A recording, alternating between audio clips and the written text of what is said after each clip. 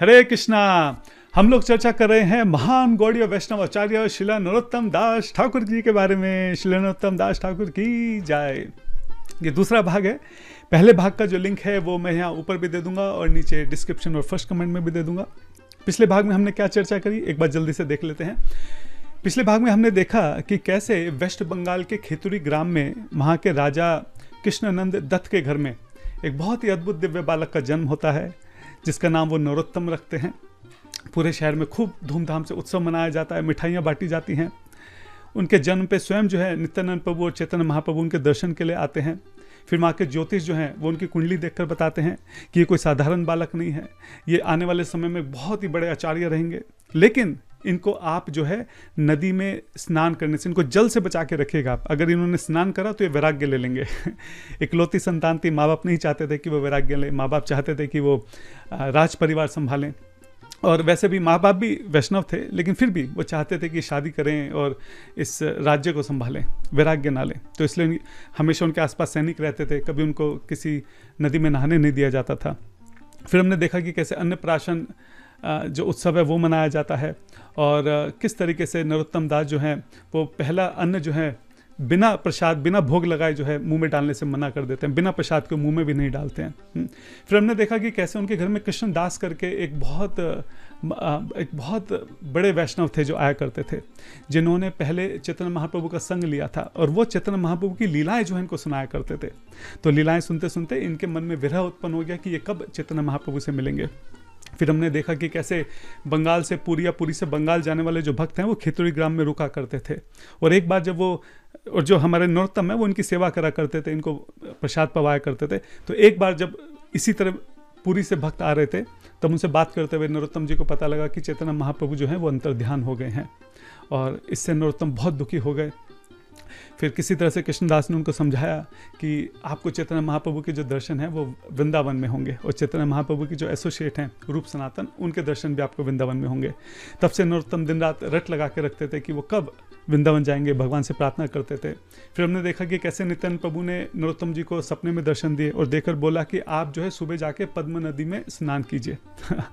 उसके बाद नरोत्तम जो है सुबह पद्म नदी में स्नान करते हैं, और हमने देखा कि इस नदी में स्नान करते ही उनके अंदर कैसे अष्ट सात्विक विकार जो हैं वो उत्पन्न हो जाते हैं। भगवान के प्रेम में किस तरह से तड़प रहे हैं, माँ बाप को समझ में नहीं आता है। कृष्णदास जो हैं वो कीर्तन करते हैं, और फाइनली जो किसी तरीके से धीरे धीरे जो हमारे नरोत्तम है वो भारी अवस्था में आते हैं। अब माँ बाप को लगता है कि इनकी विवाह कर देना चाहिए इनका, तो नरोत्तम कहते हैं आप मुझे कुछ समय दीजिए। और हमने देखा था कि कैसे नरोत्तम जो है वो रघुनाथ दास जी की कथा सुनते थे, तो उनसे बड़े इंस्पायर थे। तो वो जानते थे कि अगर यहाँ घर परिवार में रहेंगे तो इसी तरह विवाह कर दिया जाएगा, और पूरा जीवन मैं इन्हीं उलझनों में, राजपाट की जो उलझने इन्हीं में उलझ के रह जाऊंगा। जबकि उनकी इच्छा थी कि वो वृंदावन जाएं और रूप सनातन की सेवा करें। तो उन्होंने विचार किया कि जैसे रघुनाथ दास जी बर्ताव करते थे, घर में व्यवहार करते थे कि घर के सारे काम सामान्य रखते थे, और फिर मौका देख के वो घर से भाग गए थे, उसी तरीके से यहाँ पे नरोत्तम जी जो हैं अपने घर में बहुत सामान्य ढंग से रहने लगे। घर के जो काम है, राजपाट की जो चीज़ें हैं उन सब में ध्यान देने लगे, और मन ही मन विचार करने लगे, मौका ढूंढने लगे कि वो कैसे यहाँ से निकल कर वृंदावन जा सकते हैं। फिर एक बार जो वहाँ के नवाब थे, जो मुस्लिम राजा थे, उन्होंने बुलाया कृष्णानंद दत्त को।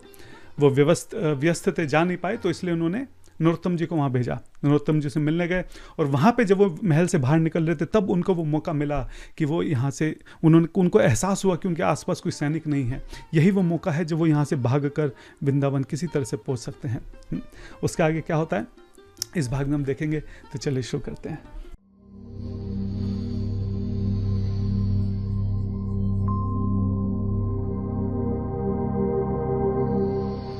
एक बार की बात है, श्रील प्रभुपाद जी के शिष्य थे हयग्रीवा प्रभु जी।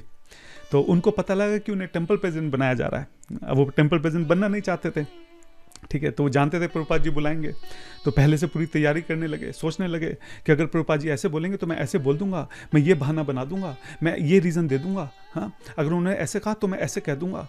पूरी अच्छे से तैयारी, पूरी प्लानिंग कि प्रभुपाद क्या क्या बोल सकते हैं और उसका मुझे क्या क्या जवाब देना है, ठीक है, क्या क्या कहना है मुझे, जिससे प्रभुपाद कन्विंस हो जाएंगे और मुझे टेम्पल प्रेजेंट नहीं बनाएंगे। पूरी तैयारी हो गई। प्रभुपाद जी ने बुलाया, हयग्रीवा प्रभु जी जा रहे हैं एकदम पूरी तैयारी के साथ। रूम में गए, प्रभुपाद जी ने बुलाया। प्रभुपाद जी बोले कि तुम्हारे लिए एक सेवा है। जी प्रभुपाद, कहिए प्रभुपाद, क्या कर सकता हूँ। प्रभुपाद जी कहते मैं चाहता हूं कि तुम संन्यास ले लो। संन्यास ले लो? ये क्या हुआ? ये तो आउट ऑफ सिलेबस आ गया। इसके लिए तो मैं प्रिपेयर ही नहीं था। अब एकदम चौंक गए, हे अग्रवर प्रभु कि ये क्या हुआ? मैं तो सोच के बैठा था टेंपल प्रेसिडेंट के लिए बोलेंगे, मेरे जवाब एकदम रेडी हैं, यहाँ पे बोल दिया संन्यास ले लो। अब संन्यास ले लो, संन्यास का क्या करें? संन्यास का तो मुझे कुछ पता ही नहीं। तो फिर एकदम से वो हड़बड़ाने लगते हैं, कहते नहीं प्रभुपाद नहीं, मैं तो संन्यास के लिए मैं तो क्वालिफाइड ही नहीं हूँ, मेरी तो योग्यता ही नहीं है। प्रभुपाद जी कहते कोई बात नहीं, सतस्वरूप महाराज जी हैं, ठीक है, वो तुम्हें योग्यता प्रदान करेंगे, वो देख लेंगे, तुम्हें टेंशन लेने की जरूरत नहीं है, तुम संन्यास ले लो। अरे नहीं प्रभुपाद, मैं तो सुबह जल्दी तक नहीं उठ पाता हूँ। कोई बात नहीं, तमाल कृष्ण महाराज हैं, वो तुम्हें सुबह जल्दी उठा दिया करेंगे, कोई दिक्कत वाली बात नहीं है। लेकिन प्रभुपाद मैं क्या बताऊं, मैं तो 4 रेगुलेटरी प्रिंसिपल जो हैं वो भी ठीक से फॉलो नहीं कर पा रहा हूं। कोई बात नहीं, तुम टेंशन मत लो, भक्ति तीर्था महाराज को मैं कह दूंगा, वो तुम्हारी सहायता करेंगे और वो तुम्हारे हेल्प करेंगे और तुम कर पाओगे, कोई बात नहीं। लेकिन प्रभुपाद वो अलग अलग रीजन देते हैं। प्रभुपाद हर बात का ऐसे कट जवाब देते हैं, तो उनको समझ में नहीं आता, बेचारे एकदम भौचक के रह जाते कि अब संन्यास कैसे लेंगे, संन्यास तो नहीं ले सकते। तो हाथ जोड़ के अंत में प्रभुपाद से कहते कि प्रभुपाद जी मुझे संन्यास मत दीजिए, आप जो कहेंगे मैं वो कर दूंगा, लेकिन बस मुझे संन्यास मत दीजिए। तब श्रील प्रभुपाद जी कहते हैं अच्छा अगर ऐसा है तो एक काम करो, चलो फिर तुम टेंपल प्रेसिडेंट बन जाओ। टेंपल प्रेसिडेंट बन जाओ? अच्छा ठीक है प्रभुपाद जी, टेंपल प्रेसिडेंट बन जाते हैं। बहुत इंटरेस्टिंग पास्ट टाइम है, बहुत फेमस पास्ट टाइम है। एक्चुअली मैं पॉइंट यहाँ पे बोलना चाह रहा था कि जो कृष्ण भक्त होते हैं ना, वो बहुत चतुर होते हैं। कृष्ण भक्त बड़ा चतुर हैं, उनको पता है कि सेवा कैसे करवानी है, हाँ? उनको पता है कि काम कैसे निकालना है, उनको पता है कि भक्ति में आगे कैसे बढ़ना है, हाँ? जब भक्ति का वेग जो है वो बहुत तेज होता है ना, तो उसको कोई रोक नहीं पाता है। जैसे नदी है, अगर नदी समुद्र की तरफ बह रही है, अगर नदी का वेग जो है वो बहुत तेज है, तो कोई रुकावट उसको रोक नहीं पाती है। छोटे मोटे जो पत्थर आते हैं उनको सबको साइड में हटाते हुए बहुत तेजी से नदी आगे बढ़ती है। हाँ, कोई बड़ा पत्थर आ गया, पहाड़ आ गया, तो इधर उधर से रास्ता निकाल कर नदी आगे बढ़ती है, लेकिन किसी भी तरह से उसका वेग इतनी तेज है कि वो समुद्र में जाके मिल जाती है। हाँ, इसी तरह जो भक्त हैं जिनका वेग बहुत तेज होता है, तीव्र होता है, हाँ, तीव्र भक्ति जो लोग करते हैं, उनको कोई रोक नहीं पाता है। छोटी मोटी दिक्कतें परेशानियां आती है, धड़ धड़ साइड में हटा के निकल जाते हैं। कोई बड़ी दिक्कत आती है तो साइड इधर उधर से रास्ता निकाल के निकल जाते हैं, हाँ, लेकिन भक्ति में हमेशा आगे बढ़ते रहते हैं। और उसी तरह उसके अलावा हमारी तरह कुछ साधारण भक्त भी होते हैं जिनका भक्ति के अंदर इतना तेज वेग नहीं होता है, हाँ। जैसे मान लो एक पानी का छोटा सा बहाव है जो समुद्र की तरफ बढ़ रहा है, लेकिन उसमें वेग नहीं है। छोटा मोटा पत्थर भी आ जाता है तो वहीं अटक जाता है, वहीं पे पानी जो है जम जाता है, थोड़े दिन में सूरज की गर्मी से सूख जाता है और वहीं पे खत्म हो जाता है। तो हमारी जो भक्ति है उस पानी की तरह है जिसके अंदर वो वेग नहीं है। अब हम क्या करें? इसका एक बहुत आसान तरीका है। क्या तरीका है? कि जो नदी बहुत तेजी से बह रही है उस नदी में छलांग मार दो। हाँ, अगर जो पानी का वो थोड़ा सा जो पानी है उसका खुद का वेग नहीं है, लेकिन अगर वो पानी किसी तरह उस नदी में जाके मिल जाए तो उस नदी का वेग इतनी तेज है कि वो बहा के उसको भी समुद्र के पास तक ले जाएगा। हमारे साथ भी ऐसा ही है। हमारी अपनी भक्ति इतनी तीव्र नहीं है, लेकिन अगर हम भक्तों के समूह में रहें, उन भक्तों के साथ रहें जो बहुत तीव्रता से भक्ति कर रहे हैं, तो अपने साथ वो हमको भी बहा कर ले जाएंगे। तो प्रभुपाद जी ने जो घर बनाया है इस्कॉन, जिसमें पूरा विश्व जो है समा सकता है, इस घर में ऐसे बहुत सारे भक्त हैं जो बहुत तीव्रता से भक्ति कर रहे हैं। हमारा काम सिर्फ इतना है कि उन भक्त को पहचानें, हाँ, उनके साथ रहें, उनका संग करें, उनकी सेवा करें, हाँ, उनसे उनका आश्रय लें। तो ये अगर हम करेंगे तो उन भक्तों के साथ हम भी बहते बहते बहते बहते समुद्र में मिल जाएंगे, कृष्ण तक पहुंच जाएंगे। हाँ। अभी यहाँ पे जो हमारे नरोत्तम दास जी हैं वो ऐसे भक्त हैं जिनका जो वेग है भक्ति का वो इतना तीव्र है कि कोई भी उनको रोक नहीं पा रहा है। दुनिया भर का ऐशो आराम है, धन दौलत है, सुख सुविधाएं हैं, हाँ, कोई भी चीज उनको रोक नहीं पा रही है। हाँ, मन के अंदर तीव्र इच्छा है कि किसी तरह से कृष्ण तक पहुंचना है, किसी तरह से रूप सनातन के श्री चरणों का आश्रय लेना है। इसलिए जब वो महल से बाहर निकलते हैं और देखते हैं कि उनके आसपास कोई सैनिक नहीं है, वही वो समझ जाते हैं कि यही एक मौका है, और वहीं से महल के पीछे के रास्ते से बहुत तेजी से जो है वो जंगल की तरफ भागते हैं। मुख्य रास्ते से नहीं जाते हैं क्योंकि जानते हैं कि सैनिक सबसे पहले उन्हें उसी मुख्य रास्ते पर ढूंढेंगे। हाँ। नवद्वीप की तरफ भी नहीं भागते हैं क्योंकि उनको लगा नवद्वीप पास में है, सैनिकों को ये ना लगे कि मैं नवद्वीप गया हूँ, सबसे पहले वो वहीं जाके ढूंढेंगे। हाँ। इसलिए वृंदावन की तरफ ही भागते हैं, जंगल के रास्ते से भागते हैं, क्योंकि जो रघुनाथ दास जी थे वो भी जंगल के रास्ते से गए थे, जो चैतन्य महाप्रभु थे वो भी इसी जंगल के रास्ते से होते हुए वृंदावन गए थे। नहीं जानते वृंदावन कितना दूर है, हाँ, कितने हजारों किलोमीटर का सफर है, हाँ, नहीं जानते। बस वो इतना जानते थे कि मुझे उत्तर पूर्वी दिशा की तरफ भागना है, उत्तर पूर्वी दिशा में भागता रहूंगा तो एक दिन भागते भागते मैं वृंदावन पहुंच जाऊंगा। हाँ, इसी बात को मन में लिए वृंदावन में भागे जा रहे हैं। जो नरोत्तम दास थे वो राजा के पुत्र थे, बहुत कोमल शरीर था, बहुत लाड़ प्यार से जो है वो बड़े हो रहे थे। हाँ, भूख लगती थी तो 50 व्यंजन आसपास होते थे, हमेशा आसपास नौकर चाकर रहते थे। हाँ, कभी किसी परिश्रम का, कभी किसी इस तरह की तपस्या का उनको अनुभव नहीं था। वही छोटा सा बच्चा आज नंगे पांव भागे जा रहा है, पादुकाएं भी उतार दी हैं क्योंकि रफ्तार नहीं पकड़ पा रहे थे। बहुत तेजी से, पूरी तीव्रता से, पूरी ताकत से जो है वो जंगल में भाग रहे हैं कि पीछे से कोई देख ना ले, मुझे कोई पकड़ ना ले।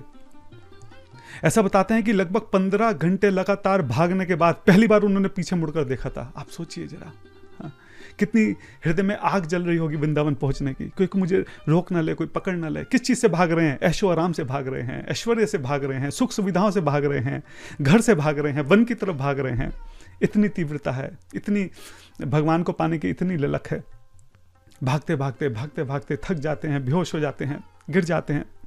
जब होश आता है तो सामने सैनिक खड़े हुए होते हैं, देख के एकदम घबरा जाते हैं कि मैं इतने घंटों से भाग रहा था, सब व्यर्थ हो गया, सैनिकों ने मुझे पकड़ लिया। सैनिक समझाते हैं कि आप घर चलिए, आपके माँ बाप बहुत परेशान हैं, आपके माता पिता रो रहे हैं, वो आपकी राह देख रहे हैं, हाँ, आप घर चलिए, हम आपको लेने आए हैं। तब ये भी सैनिकों को समझाते हैं कि जिस तरह से पति की मृत्यु के बाद पत्नी के जीने का कोई औचित्य नहीं बचता है, वो अपने पति के साथ ही सती हो जाती है, इसी तरह बिना रूप सनातन के मेरे जीवन का भी कोई औचित्य नहीं है। हाँ, अगर आप मुझे जबरदस्ती घर ले जाने का प्रयास करेंगे, मैं यहीं पे अपने प्राण त्याग दूंगा, लेकिन अब मैं घर नहीं लौटूंगा, ये मेरा निश्चय है, निश्चय कर लिया है मैंने। जो सैनिक हैं वो अब परेशान हो जाते हैं कि क्या करें। हाँ, अगर नहीं लेके गए तो उधर जो राजा जी हैं वो सजा देंगे, लेकिन लेके गए तो ये तो कह रहे हैं प्राण त्याग देंगे, ये तो बहुत बड़ी अनहोनी हो जाएगी। सैनिकों को समझ नहीं आता कि करना क्या है, और मौका देखकर यहाँ से फिर से जो नरोत्तम है वो फिर से भागना शुरू कर देते हैं। सैनिक वहीं खड़े खड़े देखते रहते हैं और नरोत्तम जो है वो भागते चले जाते हैं।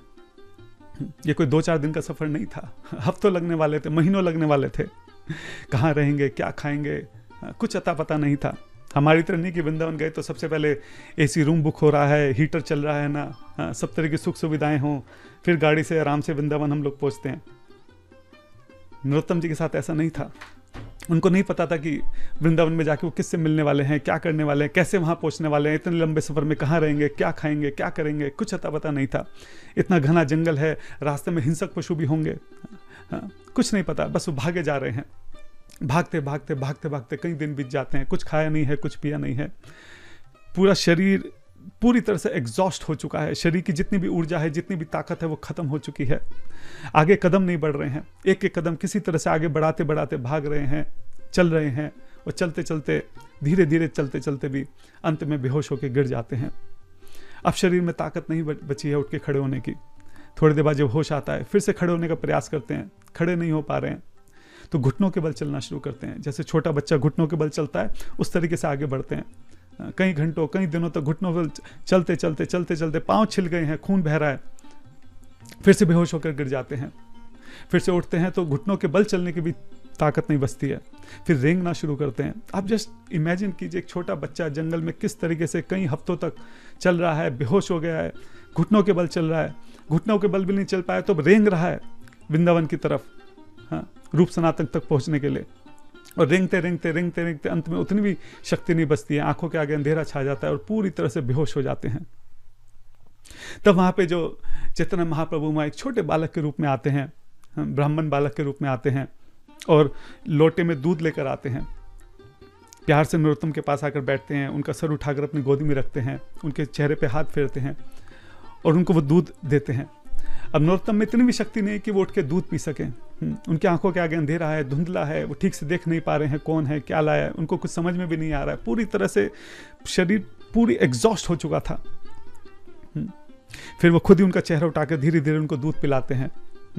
तब नरोत्तम धीरे धीरे अपनी आंखें खोलते हैं और वो देखते हैं वो ब्राह्मण बालक वहां से जा रहा है। देखते देखते वहां से अंतर्ध्यान अप्रकट हो जाता है और बच्चा जो चला जाता है वहां से।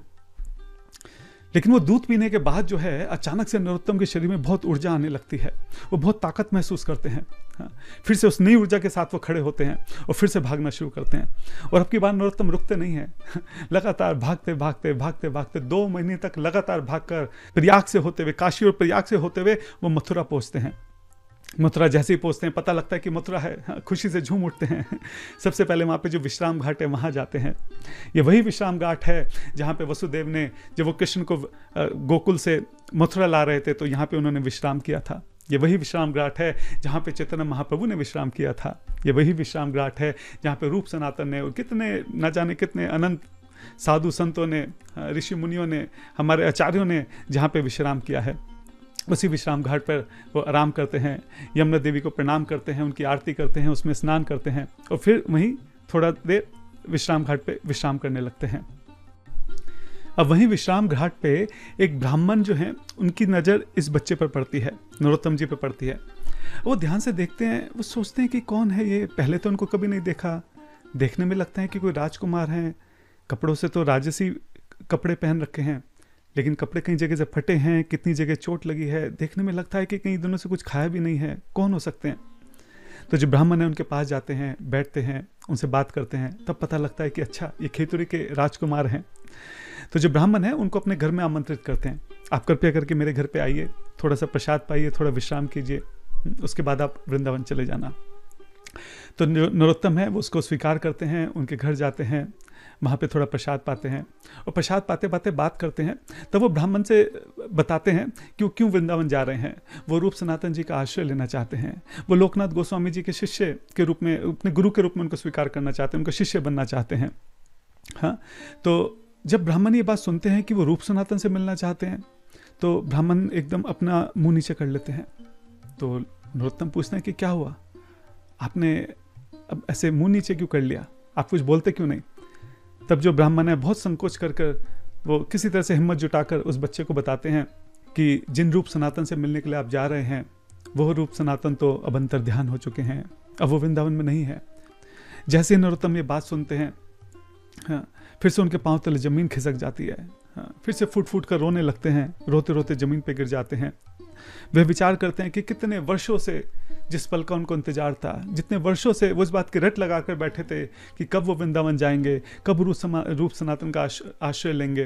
हाँ, आज वो अपना घर छोड़कर हजारों किलोमीटर का सफर तय कर आए हैं और अब उनको ये बात पता लगी है कि रूप सनातन भी अंतर ध्यान हो गए हैं। तभी वहाँ अचानक से रूप सनातन जो है वो प्रकट हो जाते हैं। जैसे नरोत्तम जी उनके दर्शन करते हैं, उनको दंडवत करते हैं, प्रणाम करते हैं, तब रूप सनातन जो हैं वो नरोत्तम जी को कहते हैं कि नरोत्तम, तुम इस तरह से विलाप मत करो, तुम्हें एक बहुत विशेष कार्य से इस धरती पर भेजा गया है। तुम्हारे द्वारा महाप्रभु जो हैं हरि नाम संकीर्तन का प्रचार करना चाहते हैं। तुम वृंदावन जाओ, वहाँ पे तुम्हें जीवा गोस्वामी मिलेंगे, तुम उनका आश्रय लेना और वहीं पे तुम्हें अपने गुरु महाराज श्रीला लोकनाथ गोस्वामी के भी दर्शन होंगे। हाँ, और तुम्हें उनसे दीक्षा लेनी है। अच्छा, जो रूप सनातन है वो एकदम प्रकट हुए थे, मतलब साक्षात प्रकट हुए थे। जो ब्राह्मण वहां पे थे वो भी उनके दर्शन कर पा रहे थे, उनका मुंह फटा का फटा रह गया, आश्चर्यचकित होकर वो उनकी वार्तालाप सुन रहे थे वहां पे। तब वहां से जीवा जो है बिना विलंब के, बिना देर के सीधा वहां से वृंदावन की तरफ भागना शुरू करते हैं। भागते भागते वृंदावन पहुंचते हैं। उस वक्त वृंदावन में कोई बहुत ज्यादा लोग नहीं रहा करते थे, कुछ ब्रजवासी रहा करते थे, कुछ मुट्ठी भर साधु संत रहा करते थे, कोई ऐसे भीड़ भाड़ नहीं हुआ करती थी। तो जब नरोत्तम दास जो है वो वृंदावन पहुंचते हैं, वृंदावन पहुंच के सबसे पहले जो है वो श्री गोविंद देव जी के मंदिर जाते हैं, क्योंकि रूपा गोस्वामी ने वो मंदिर बनवाया था। हाँ, गोविंद देव जी के सुंदर विग्रह जो है वो किस तरीके से प्रकट हुए थे और किस तरीके से पूरी स्टोरी है कि कैसे राजा ने उनके लिए पूरा वो मंदिर बनवाया था वहाँ पे। तो वहाँ पे वो गोविंद देव जी के दर्शन करते हैं, उनकी परिक्रमा करते हैं, वहाँ पे दंडवत करते हैं। तभी वहाँ पे कुछ ब्रजवासी देखते हैं। पहले वृंदावन में कोई ज़्यादा आता नहीं था, तो अगर कोई बाहर से आता था तो एकदम से ध्यान जाता था सबका कि कौन है ये। तो कुछ ब्रजवासी जो हैं वो नरोत्तम जी की तरफ देखते हैं, देख के बड़ा सुंदर लगता है कि इतना सुंदर, हाँ, स्वर्ण जैसी जिसकी कांति, ऐसा लगता था चैतन्य महाप्रभु आज फिर से वृंदावन लौट आए हैं। तो वो नरोत्तम जी के पास जाते हैं, उनसे बात करते हैं, पूछते हैं कि आप कौन हैं। तो बताते हैं कि मैं नरोत्तम हूँ। कहते हैं अच्छा आप नरोत्तम हैं, अरे हम तो आपका इंतजार कर रहे थे। तो नरोत्तम जी कहते हैं आप मेरा इंतजार कर रहे थे, कैसे? अरे आपके बारे में तो चैतन्य महाप्रभु ने बताया है और जीवा गोस्वामी को भी चैतन्य महाप्रभु ने संकेत दिए थे कि आप वृंदावन आने वाले हैं, तो हम सब तो आपका इंतजार कर रहे थे। तभी जो एक ब्रजवासी भागता हुआ जाता है, जीवा गोस्वामी को इसकी सूचना देता है। जीवा गोस्वामी भी जल्दी जल्दी वहाँ पर आते हैं, और जैसे यहाँ पे नरोत्तम जी जीवा गोस्वामी के दर्शन करते हैं, भाग कर जाते हैं, उनके पैरों में अपना सर रखकर उनको प्रणाम करते हैं। जीवा गोस्वामी भी नरोत्तम जी को उठाकर गले लगा लेते हैं और बोलते हैं कि हम बहुत समय से तुम्हारा इंतजार कर रहे थे, महाप्रभु जी ने संकेत दिए थे कि आप जल्दी ही वृंदावन आएंगे। फिर जीवा गोस्वामी और भी जो उनके शिष्य हैं, जो भी वहाँ के और साधु हैं, उन सब से नरोत्तम जी का परिचय कराते हैं। नरोत्तम जी का स्वागत होता है, सब लोग उनको देख के बहुत प्रसन्न होते हैं। फिर नरोत्तम जी कहते हैं कि मेरी आंखें जो हैं वो लोकनाथ गोस्वामी महाराज को ढूंढ रही हैं, मैं उनके दर्शन भी करना चाहता हूँ। तब जीवा गोस्वामी जो है उनका हाथ पकड़कर उनको लेके जाते हैं, और थोड़ी दूर जाकर वहीं एक कुंज में छोटी सी कुटिया होती है, और देखते हैं दूर से ही दर्शन करते हैं कि कैसे एक बहुत ही बुजुर्ग व्यक्ति जो हैं वहाँ बैठ के नाम जप कर रहे हैं। जीवा गोस्वामी बताते हैं कि यही शिला लोकनाथ गोस्वामी है। जीवा गोस्वामी जैसे उनके पहली बार दर्शन करते हैं, एक वहीं से उनको दंडवत प्रणाम करते हैं। आप सोचिए पहले के समय में और आज के समय में डिफरेंस है। आज के समय में अगर हमें किसी से मिलना भी है तो हम उसकी फ़ोटो देख लेते हैं, उसकी आवाज़ सुन लेते हैं, उसको जानते हैं, कई बार तो वीडियो कॉलिंग कर लेते हैं, हाँ, तो फिर जाके मिलते हैं। तो मिलने का क्रेज़ है, लेकिन उतना नहीं रहता है। पहले के समय में आप सोचिए कि जो नरोत्तम है वो बचपन से लोकनाथ गोस्वामी जी की कथाएं सुन रहे हैं, हाँ, उनको बहुत पहले नित्यानंद प्रभु ने बोला था कि वो तुम्हारे गुरु होंगे, तुम्हें उनसे दीक्षा लेनी होगी। मन में वो बहुत पहले से लोकनाथ गोस्वामी को अपने गुरु के रूप में स्वीकार कर चुके हैं। कभी देखा नहीं, कभी उनको सुना नहीं, बस उनके बारे में सुना है, हाँ, कभी उनकी आवाज़ नहीं सुनी, बस उनके बारे में सुना है कि हाँ लोकनाथ गोस्वामी हैं, वो वहाँ वृंदावन में रहते हैं, मुझे उनसे जाना, उनसे मिलना है। वर्षों से आज पहली बार जिनके बारे में इतना सुनते आए हैं, जिनको वो मन में अपना गुरु स्वीकार कर चुके हैं, आज पहली बार उनको अपने सामने बैठकर जप करते हुए देख रहे हैं। आप सोचिए कि कैसी फीलिंग रही होगी, हाँ। तब जीवा गोस्वामी जो हैं नरोत्तम को उनके पास लेके जाते हैं, वो लोकनाथ गोस्वामी जी को प्रणाम करते हैं। लोकनाथ गोस्वामी जी आंखें खोलते हैं, वो जीवा गोस्वामी जी को प्रणाम करते हैं। वहाँ पे जो जीवा गोस्वामी बताते हैं कि ये आपका नरोत्तम जो है आ गया है, तो लोकनाथ जी बहुत पसंद हो जाते हैं। नरोत्तम भी जल्दी से जाके उनके भी चरणों में अपना सर रखते हैं, उनको प्रणाम करते हैं। तो लोकनाथ गोस्वामी कहते हैं कि कल ही चैतन्य महाप्रभु ने मुझे बोला था कि आज तुम आने वाले हो। आप सोचिए कि क्या कनेक्शन है महाप्रभु जी के साथ लोकनाथ गोस्वामी जी का। तो सब लोग वहाँ पे बहुत प्रसन्न हो जाते हैं, इकट्ठे हो जाते हैं। वो लोकनाथ गोस्वामी जी को बुलाते हैं कि आप आइए और हम सबके साथ प्रसाद लीजिए। तो जो लोकनाथ गोस्वामी है वो भी उसको स्वीकार करते हैं, और फिर सब लोग वहाँ पे बैठकर जो है प्रसाद पाते हैं। अच्छा, यहाँ पे शिला लोकनाथ गोस्वामी जी का स्मरण हो गया है, उनकी स्मृति हो गई है, तो 2 मिनट जरा उनका भी गुणगान कर लेते हैं। वैसे उनके पावन चरित्र के ऊपर हम लोग विस्तार से बाद में चर्चा करेंगे। तो जो शिला लोकनाथ गोस्वामी जी हैं वो चैतन्य महाप्रभु के ही परिकर हैं। नवदीप में उनके साथ में थे वो, और लोकनाथ गोस्वामी और भूगर्भ गोस्वामी ये दोनों बहुत घनिष्ठ मित्र थे, बहुत एकदम पक्की यारी दोस्ती थी दोनों के बीच में। तो महाप्रभु ने इन दोनों को साथ में वृंदावन भेज दिया था कि आप वृंदावन जाइए, वहीं पे भजन कीजिए और वहीं पे जो लीला स्थली हैं, हाँ, उनका प्रकाशन कीजिए। तो ये भूगर्भ गोस्वामी जी के साथ वृंदावन आ गए थे। अच्छा, इनकी लोकनाथ गोस्वामी और भूगर्भ गोस्वामी ये दोनों गोलोक वृंदावन जो धाम है, जो स्पिरिचुअल वर्ल्ड है, वहाँ पे भी दोनों की बहुत घनिष्ठ मित्रता है। जो लोकनाथ गोस्वामी हैं वो लीला मंजरी के अवतार हैं, और जो भूगर्भ गोस्वामी हैं वो प्रेमा मंजरी के अवतार हैं। इनको मंजूलाली मंजरी और नंदीमुखी मंजरी भी कहते हैं। तो इन दोनों की बहुत घनिष्ठ मित्रता है, इसलिए दोनों को साथ में रहें, साथ में वृंदावन जो है महाप्रभु ने भेज दिया। और लोकनाथ गोस्वामी आना नहीं चाहते थे, वो किस तरह से रो रो के उन्होंने महाप्रभु को मनाया, महाप्रभु नहीं माने, तो अंत में महाप्रभु की खुशी के लिए वो वृंदावन आ गए। ये स्टोरी हम बाद में पूरी सुनेंगे कि कैसे जो उनके विनोदी लाल जी हैं वो कैसे प्रकट हो गए। अभी बेचारे वृंदावन में पेड़ के नीचे रहते थे, ना कोई छत है, ना कुछ प्रसाद पाने की कोई व्यवस्था है, तो कैसे उनको थैले में लटकाए जो है घुमा करते थे। बहुत इंटरेस्टिंग स्टोरी है। आप ये सोचिए महाप्रभु के प्रति इनका प्रेम कितना था। जब इनको पता लगा कि महाप्रभु ने संन्यास ले लिया, क्योंकि ये तो नवदीप में थे, महाप्रभु का जो नवदीप वाला स्वरूप है वो इन्होंने उसके दर्शन कर रखे थे। बाद में महाप्रभु ने संन्यास लिया, तो महाप्रभु के संन्यास स्वरूप के दर्शन करने की इनकी बहुत तीव्र इच्छा हो गई कि एक बार मुझे देखना है कि महाप्रभु संन्यास में कैसे दिखते हैं। हाँ, तो ये वृंदावन से पैदल चलते चलते पुरी आ गए महाप्रभु के दर्शन करने के लिए। आप सोचिए कहाँ वृंदावन है और कहाँ पुरी, हजारों किलोमीटर दूर। और जब ये पुरी पहुंचे तो पता चला महाप्रभु जो हैं वो तो दक्षिण भारत की यात्रा पर निकल गए। अब यात्रा पे निकले हैं, पता थोड़ी ना कब वापस आएंगे, 2 महीने 4 महीने 6 महीने, तो कब तक इंतजार करते। तो उन्होंने सोचा कि मैं भी महाप्रभु के पीछे पीछे दक्षिण यात्रा में जाता हूँ, वहीं पे रास्ते में उनको दर्शन कर लूंगा। तो लोगों से पूछते पूछते महाप्रभु किधर से निकले करते करते दक्षिण यात्रा में महाप्रभु के पीछे पीछे निकल गए। महाप्रभु पूरी दक्षिण यात्रा करते करते पूरी वापस आ गए, पीछे पीछे ये आ रहे थे। जब तक ये पूरी पहुंचे महाप्रभु वृंदावन के लिए निकल गए। अब सोचिए, फिर महाप्रभु के पीछे पीछे वृंदावन निकल गए। ये वृंदावन पहुंचे तो पता चले महाप्रभु वृंदावन से फिर से पूरी के लिए निकल चुके हैं। अब सोचिए कि पैदल पैदल वृंदावन से लेके पूरे भारत में नीचे तक होके घूमते घूमते घूमते घूमते दोबारा सोचो वृंदावन तक आ गए, महाप्रभु के दर्शन नहीं हो पाए। खैर महाप्रभु ने फिर सपने में इनको अपने संन्यास रूप के दर्शन दिए और इनसे कहा कि आप वृंदावन में रहिए, आपको कहीं बार बार मेरे पीछे आने की जरूरत नहीं है, आप यहीं पर रुक के भजन कीजिए। तो मैं बताना चाह रहा हूँ कि महाप्रभु के प्रति जो है इनका जो प्रेम है वो उसकी पागलपन की परिकाष्ठा थी वो। हाँ, वो कहते हैं ना, जो पागलपन की हद से न गुजरे वो प्रेम कैसा। जो पागलपन की हद से न गुजरे वो प्रेम कैसा, होश में तो रिश्ते निभाए जाते हैं।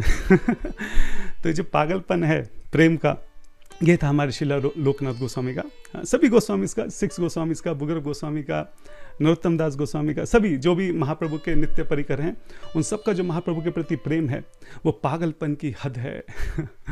अब जो नरोत्तम ठाकुर हैं वो जीवा गोस्वामी से अपने मन की बात रखते हैं, उनको बताते हैं कि कैसे वो लोकनाथ गोस्वामी जी से दीक्षा लेना चाहते हैं। तो जीवा गोस्वामी कहते हैं कि अरे नरोत्तम जी, आप तो जानते ही हैं लोकनाथ गोस्वामी तो कभी किसी को दीक्षा देते ही नहीं, उन्होंने तो व्रत ले रखा है कि वह कभी किसी को दीक्षा नहीं देंगे, तो आप इस विचार को त्याग दीजिए।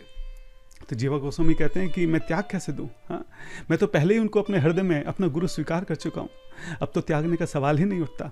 जिस प्रकार कोई नारी अगर एक बार किसी को अपना पति स्वीकार कर लेती है, उसके बाद नजर उठाकर कभी किसी दूसरे की तरफ नहीं देखती, हाँ, इसी प्रकार अगर हम एक बार अपने हृदय में किसी को गुरु स्वीकार कर लेते हैं, गुरु मान लेते हैं, तो उसके बाद किसी दूसरे के विषय में विचार नहीं कर सकते। तो जीवा गोस्वामी कहते हैं अगर ऐसा है तो अगर आपने उनको गुरु स्वीकार कर ही लिया है तो अब आप उनकी कोई सेवा कीजिए, बताइए क्या सेवा कर सकता हूँ। तो विचार करते हैं सेवा क्या कर सकते हैं। अच्छा, जो लोकनाथ गोस्वामी जी हैं ये किसी से एक गिलास पानी नहीं लेते, इनकी आप सेवा क्या करोगे, ना कहीं आते ना जाते, अपना एक जगह बैठ के पूरा दिन जप करते हैं, बहुत मुश्किल से थोड़ी बहुत देर के लिए तो विश्राम करते हैं ये। हाँ, भूख लगने पे जो यमुना नदी है उसका जल लेके 2 अंजुल यूं हाथ में भर के उसका जल पी लेते हैं।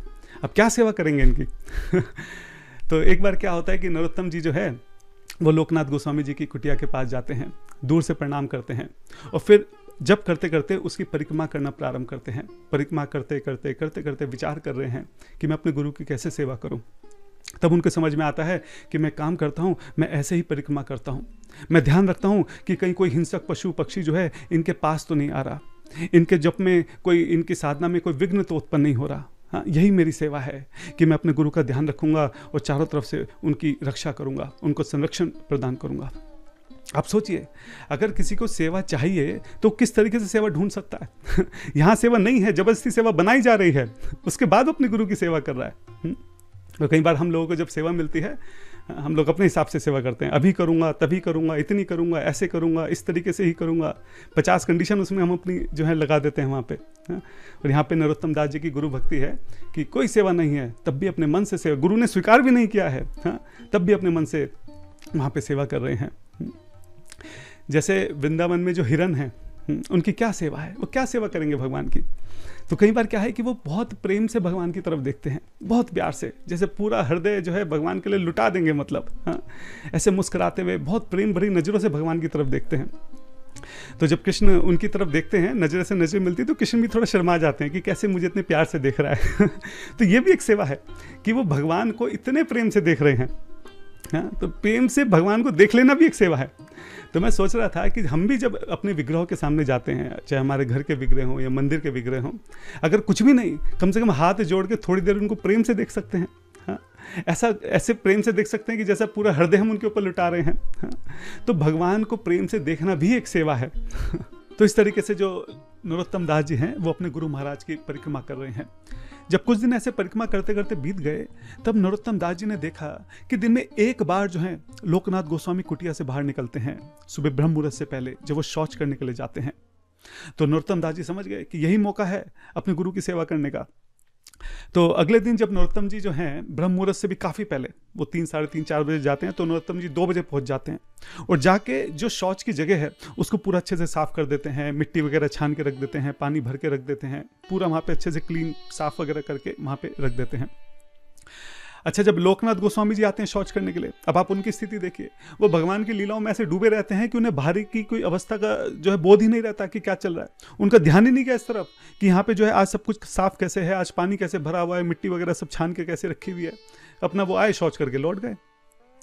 अब नरोत्तम जी अगले दिन फिर से आए, फिर से इसी तरह साफ कर दिया, और ये सिलसिला इसी तरह चलते चलते कई हफ्तों और कई महीनों तक चलता रहा। आप सोचिए कि नरोत्तम जी जो है किस निस्वार्थ भाव से अपने गुरु की सेवा कर रहे हैं। कोई देखने वाला नहीं है, कोई अप्रिशिएट नहीं कर रहा है, कोई रिकॉग्नाइज नहीं कर रहा है। हमारी तरह नहीं कि जब सेवक हो तुम सेवा मानते ही नहीं, जब तक कोई उसको देख ना ले, कोई रिकॉग्नाइज ना करे, अप्रिशिएट ना करे, तारीफ ना करे, हमें तो लगता ही नहीं कि सेवा हुई है तब तक। और यहाँ पे आधी रात को 2 बजे नरोत्तम जो है अपने गुरु के शौच के पूरे स्थान को सोचे साफ कर रहे हैं। महीनों बीत गए हैं, रोज इसी तरह से कर रहे हैं, कोई कहने सुनने वाला नहीं, कोई रोकने वाला नहीं, कोई बोलने वाला नहीं कि आप क्या कर रहे हैं। एक दिन की बात है, उस दिन जो लोकनाथ गोस्वामी जी हैं उनका थोड़ा ध्यान गया कि ये सब इतना साफ कैसे है, ये सब पानी भर के रखा है, मिट्टी ऐसे कैसे। खैर वो उस दिन घर लौट जाते हैं, अपनी कुटिया में वापस लौट जाते हैं। अगले दिन वो फिर से आते हैं तो फिर से ध्यान देते हैं कि आज फिर से साफ है। तब उनको लगता है कि इसका मतलब कोई ना कोई है जो यहाँ पे सबको साफ कर रहा है। हाँ, तो लोकनाथ गोस्वामी जी सोचते हैं कि देखना पड़ेगा कौन है। तो अगले दिन लोकनाथ गोस्वामी जी जो है उससे भी 2 बजे से भी पहले, यानी कि 1 बजे लगभग आकर जो है झाड़ियों में छुप के बैठ जाते हैं देखने के लिए कि कौन है यहाँ पे आगे जो साफ कर रहा है। तब वो 2 बजे के आसपास जब नरोत्तम जी आते हैं, साफ करते हैं, तब वो आश्चर्यचकित रह जाते हैं। अरे नरोत्तम, ये कर रहा है साफ, यहाँ पे इतने महीनों से ये सेवा कर रहा है। तब वहां पे लोकनाथ गोस्वामी एकदम झाड़ियों से बाहर निकल कर आते हैं। नरोत्तम जी जैसे ही दिखते हो तो घबरा जाते हैं कि अरे क्या हुआ, ये तो मेरी चोरी पकड़ी गई, ये तो मेरी सेवा पकड़ी गई। हाँ, नरोत्तम जी आते हैं, अपने गुरु को प्रणाम करते हैं। तो लोकनाथ जी बोलते हैं कि अरे नरोत्तम, ये क्या कर रहे हो, एक राजा के पुत्र होकर ऐसा काम। तो नरोत्तम जी कहते हैं, हाथ जोड़कर कहते हैं कि एक राजा के पुत्र होने का लाभ ही क्या है कि अगर मैं अपने गुरु की सेवा ना कर सकूं। हाँ, ये राजा का पुत्र होना ही मेरे और मेरे गुरुदेव के, मेरे और भगवान के बीच में खड़ा है। नहीं रहना मुझे ऐसे राजा के पुत्र के रूप में, हाँ, कि जो मेरी सेवा में बाधित कर सके। तो लोकनाथ कहते हैं कि अरे लेकिन तुम वृंदावन आए किस लिए थे? वृंदावन तुम शास्त्र पढ़ने आए थे, तपस्या करने आए थे, साधना करने आए थे, परिक्रमा करने आए थे, कि ये सब करने के लिए आए थे? हाँ, तो नरोत्तम दास जी कहते हैं लेकिन शास्त्रों का सार भी तो यही है ना कि अपने गुरु की सेवा की जाए। जो जप है, जो तपस्या है, जो साधना है, उसका भी तो सार यही है ना, उसका फल भी तो यही है कि मुझे अपने गुरु की सेवा मिल जाए। हाँ, तो इसलिए मैं अपने गुरु की सेवा कर रहा हूँ। तब जो लोकनाथ गोस्वामी हैं वो फिर से नरोत्तम को समझाने का प्रयास करते हैं कि मैं इस लायक नहीं हूं कि मैं किसी को दीक्षा दे सकूं। हाँ, मैंने चैतन्य महाप्रभु के सामने व्रत करा था कि मैं कभी किसी को शिष्य के रूप में स्वीकार नहीं करूंगा। भला मुझ जैसा भिखारी किसी को क्या दे सकता है, तुम क्यों मुझसे दीक्षा लेना चाहते हो? हाँ, तब नरोत्तम हाथ जोड़ के कहते हैं कि मेरे साथ अब और छल मत कीजिए।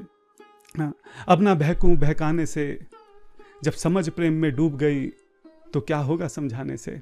हाँ, जो रामानुजाचार्य थे वो बार बार अपने गुरु के पास जाते थे।